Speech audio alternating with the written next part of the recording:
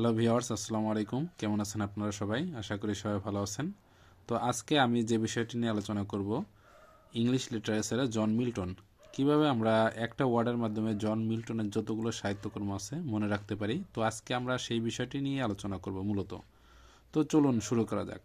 তো আমাদের যে ওয়ার্ডটি আসলে মনে রাখতে হবে সেটি হচ্ছে লস পা, LOSPA,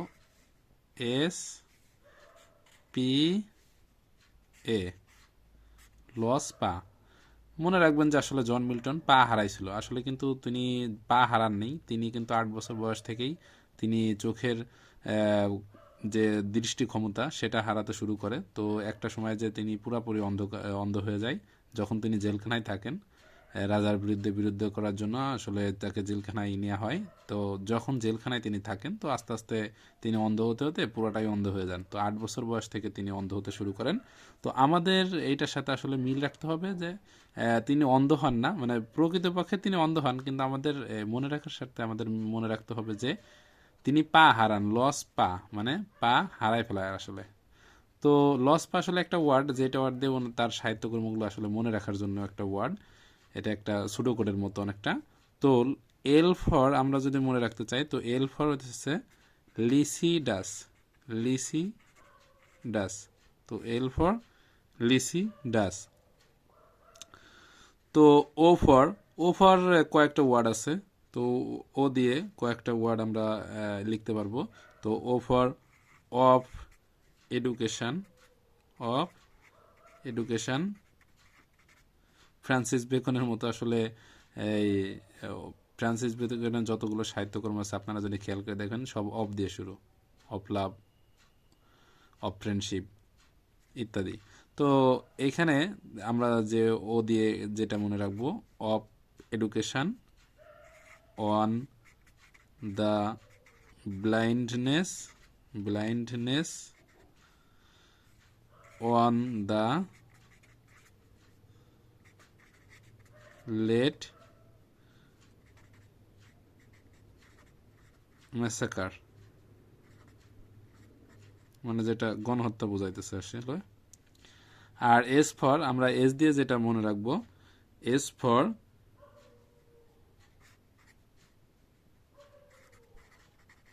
স্যামসন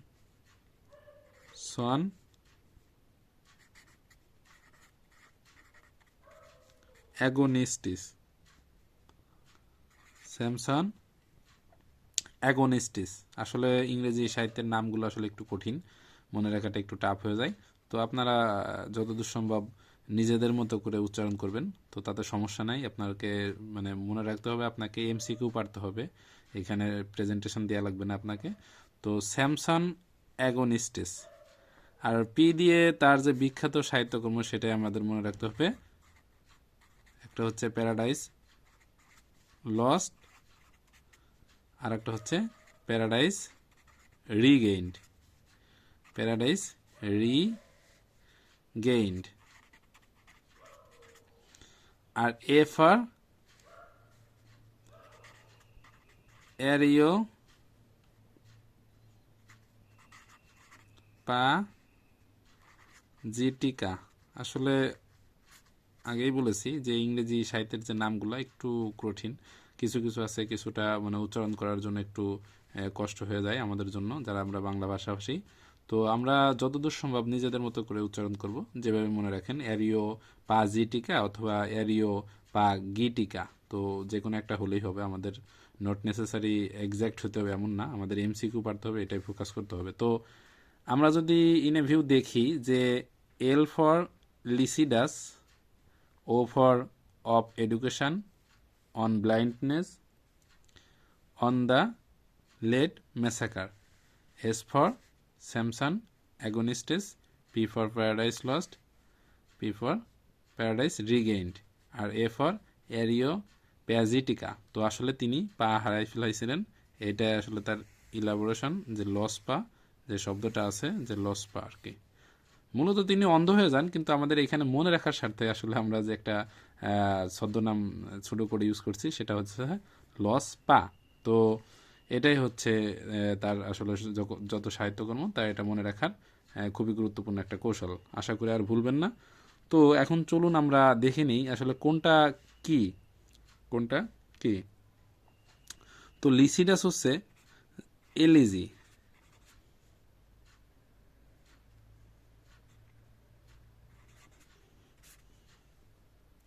লিসিডাস হচ্ছে তার যে একটা পরিচিত বিখ্যাত এলিজি। তো লিসিডাস হচ্ছে এলিজি, অনেকটা কাব্য নাটক টাইপের।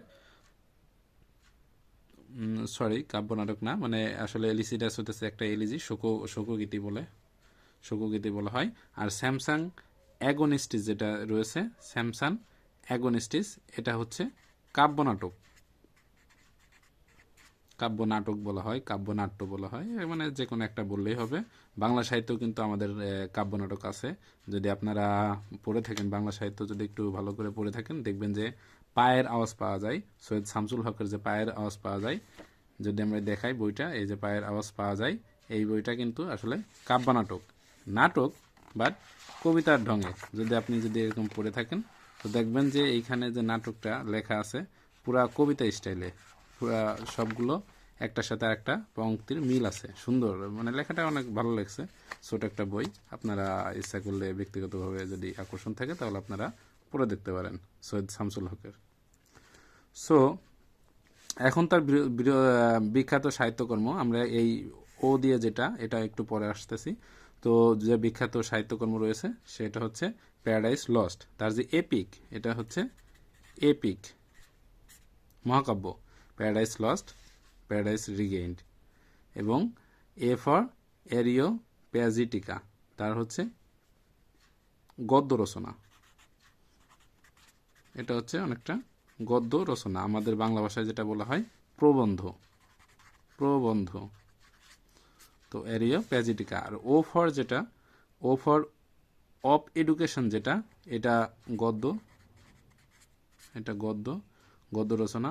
অন দ্য ব্লাইন্ডনেস এবং অন দ্য লেট ম্যাসাকার, এই যে দুটা, এই দুটা হচ্ছে সনেটস,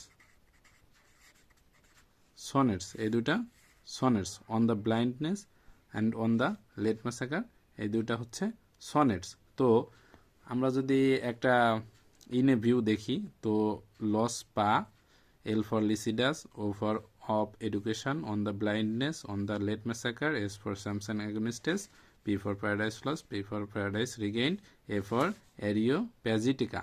তো জন মিল্টনের যতগুলো সাহিত্যকর্ম আছে আমরা কিন্তু এখানে সব আলোচনা করে ফেলেছি। এর মধ্যে এখন আমি বলে দেব কোন কোনগুলা ইম্পর্টেন্ট। তো লিসিডাসটা ইম্পর্টেন্ট, এবং প্যারাডাইস রিগেইনড এবং প্যারাডাইস লস্ট, এই দুটাই কিন্তু মূলত ইম্পর্টেন্ট। তো লিসিডাস হচ্ছে তার যে বন্ধু, তার মানে তার বন্ধু না, সরি, এডওয়ার্ড কিংকে নিয়ে লেখা, এডওয়ার্ড কিংকে নিয়ে লেখা, তার একটা শোকগীতি, এডওয়ার্ড কিং। আর প্যারাডাইস লস্ট বলা হয়েছে যে হজরত আদম আলাইহিসসালাম থেকে, আদম আলাইহিসসালামরে যখন মানে বেহেশত থেকে বের করে দেওয়া হয়, মানে এটা আসলে তো বাইবেলের কাহিনী এবং কোরআনের কাহিনী অনেকটা একই। তো বাইবেলের আলোকে যেটা বলা হয়েছে যে অ্যাডাম এবং এভ, এই সম্পর্কে কাহিনী বলা হয়েছে। এবং এইখান থেকে একটা জিনিস, গুরুত্বপূর্ণ একটা জিনিস মনে রাখতে হবে, God to man, to justify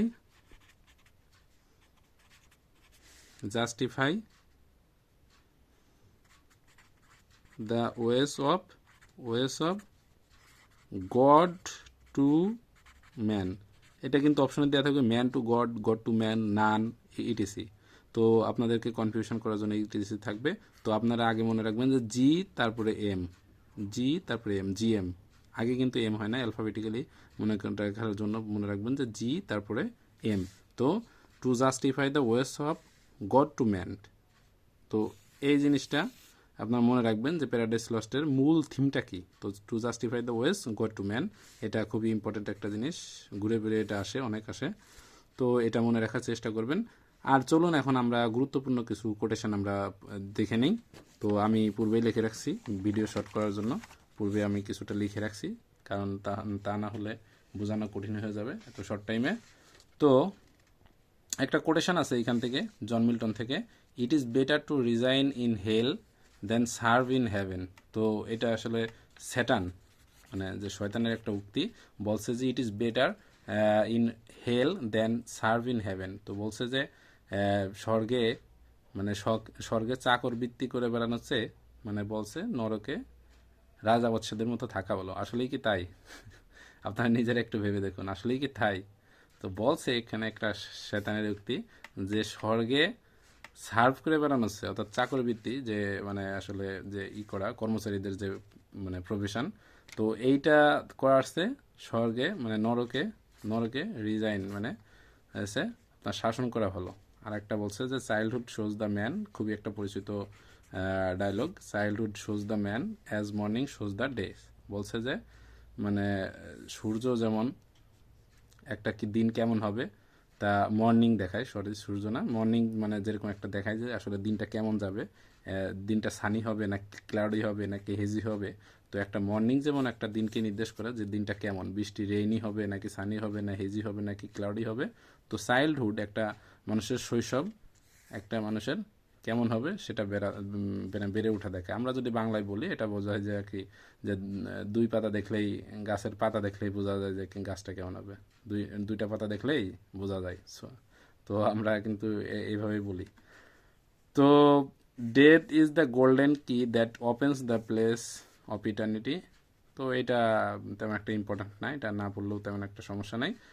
R education is the harmonious development of body mind and soul, এটাও মোটামুটি ইম্পর্টেন্ট। এটা এই দুইটা তেমন একটা ইম্পর্টেন্ট না, এই দুইটাই মূলত ইম্পর্টেন্ট। তো এই দুইটা মনে রাখলেই হবে যে it is better to resign in hell than serve in heaven, Satan বলছে। আর এটা আসলে প্যারাডাইস লস্টের একটা কথা, কোটেশন। আর childhood shows the man as morning shows the day, and death is the golden key that opens the place of eternity. মানে বলছে যে আসলে মৃত্যু আসলে একটা মানে ইহজাগতিক যে মানে ইনফিনিটি যে লাইফ, সেই লাইফের একটা সূচনা মাত্র আর কি, একটা খুলে দিল আর কি।